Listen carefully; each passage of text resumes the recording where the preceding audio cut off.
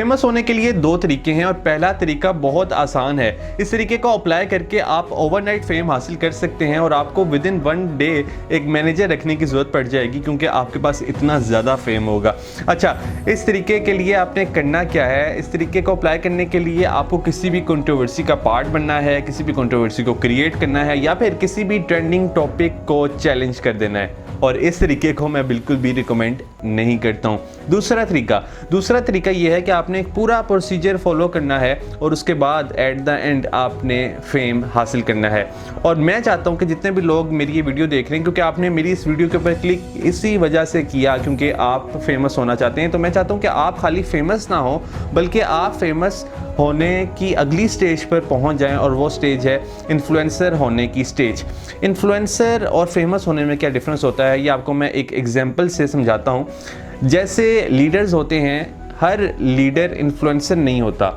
Leaders जो होते हैं उसमें बहुत कामयाब लीडर्स वो होते हैं जो कि अपने फॉलोअर्स को बहुत अच्छा इन्फ्लुएंस कर लेते हैं, और यही वजह होती है कि बहुत से ऐसे लीडर्स होते हैं जिनके फॉलोअर्स उनके लिए जान देने के लिए भी राज़ी हो जाते हैं क्योंकि उन्होंने इतना शानदार इन्फ्लुएंस किया होता है अपने फॉलोअर्स के ऊपर। अगर आप चाहते हैं कि आप लोगों के दिलों में ज़िंदा रहें, अगर आप चाहते हैं कि आप एक लेगेसी को क्रिएट करें और आप एक अच्छे मकसद के लिए काम करें, तो फिर आपको एक इन्फ्लुएंसर बनना होगा। इन्फ्लुएंसर मतलब कि आपकी बात की इतनी वैल्यू हो कि जो आपको सुनने वाले लोग हैं, जो आपको देखने वाले लोग हैं, वो आपकी क्रेडिबिलिटी के ऊपर शक ना करें, वो आपको एक अथॉरिटी समझें। और अथॉरिटी बनने के लिए आपको करना क्या होगा? आपको जैक ऑफ ऑल ट्रेड्स नहीं बनना है, आपको मास्टर ऑफ वन बनना है।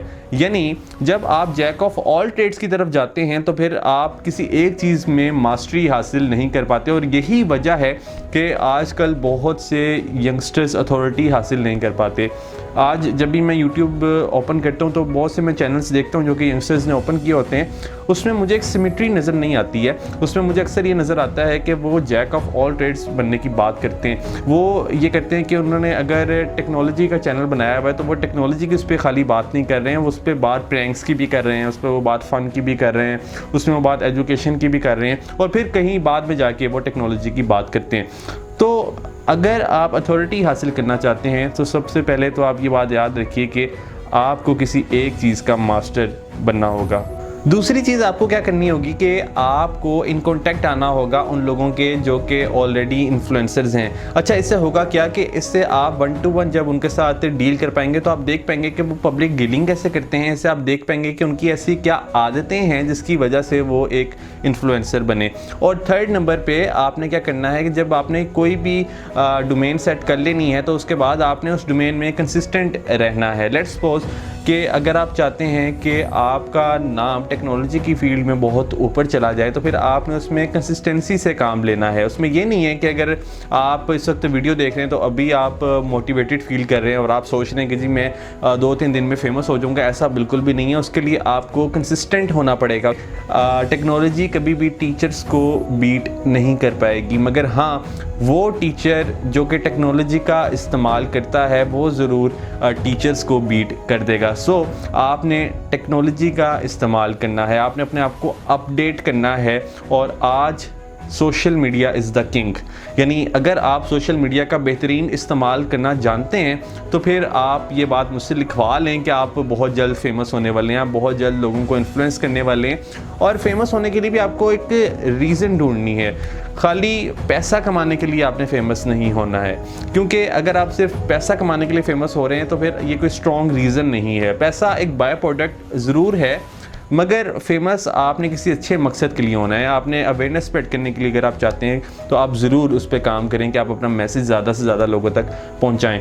तो सोशल मीडिया की मैं बात कर रहा था कि सोशल मीडिया का आपको बेहतरीन इस्तेमाल करना आना चाहिए, यानी हर प्लेटफॉर्म के ऊपर आपकी प्रेजेंस मौजूद हो। यानी ये नहीं है कि अगर आप यूट्यूब के ऊपर वीडियोज़ अपलोड करें तो आपकी फेसबुक पर कोई पहचान नहीं है, अगर आप फेसबुक के ऊपर वीडियोज़ अपलोड कर रहे हैं तो आपकी लिंक्डइन के ऊपर कोई पहचान नहीं है, आप टिकटॉक को यूज़ नहीं करें।